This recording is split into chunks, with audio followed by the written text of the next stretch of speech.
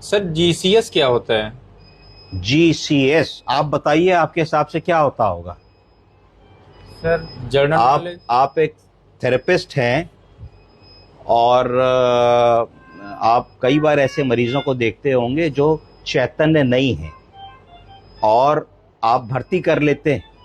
तो कई बार ऐसी प्रॉब्लम आती है कि एक दिन बाद या 2 दिन बाद आपको ये समझ में नहीं आता कि जब मरीज आया था तब ज्यादा होश में था, अब ज्यादा होश में है या अब कम होश में है। फिर आप एक दूसरे से पूछते हो, क्यों भाई ये बताओ, कल जब बाबूजी आए थे तो जीप दिखा रहे थे कि नहीं? एक कहेगा हाँ भाई कल तो नाम बता रहे थे, एक कहेगा नहीं नहीं ये नहीं बता रहे थे, दूसरे वाले बता रहे थे।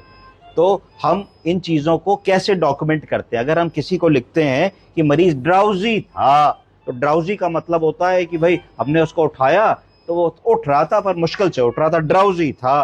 कोई लिख देगा अनकॉन्शियस था, तो मतलब उसकी कॉन्शियसनेस नहीं थी। कोई तीसरा आदमी लिख देगा कि कोमाटोज था, कि डीपली कोमाटोज था। पर इन चीजों का जो क्वांटिफिकेशन नहीं है कि भाई तुमने कहा हमने पेट्रोल भराया, अब आदमी पूछा भाई कितना भरा है, 1 लीटर भरा है, 2 लीटर भरा है, 3 लीटर भरा है, तो उसमें क्वांटिफिकेशन की बड़ी प्रॉब्लम आ रही है। तो उसको तुम क्वांटिफाई कैसे करने वाले हो, ये चीज बड़ी इंपॉर्टेंट है।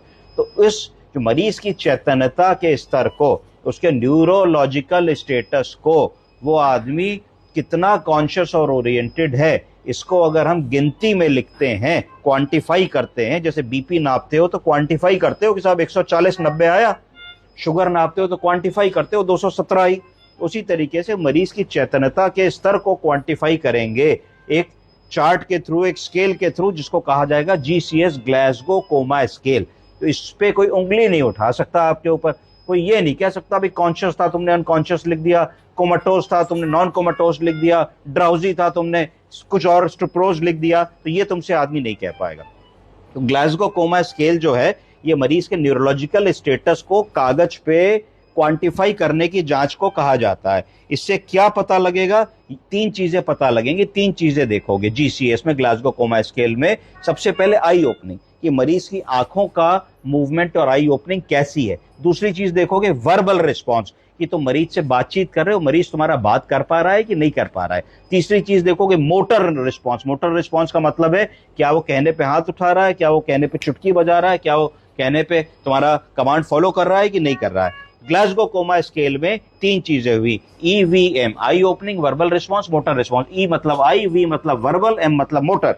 तो किसी भी व्यक्ति को कम से कम कितने नंबर मिल सकते हैं? तीनों में एक एक एक, तो 3। अगर किसी को भी ग्लासगो कोमा स्केल में 3 नंबर मिल रहे हैं, मतलब मरीज बहुत ही सीरियस है और लगभग ब्रेन डेथ वाली स्थिति है।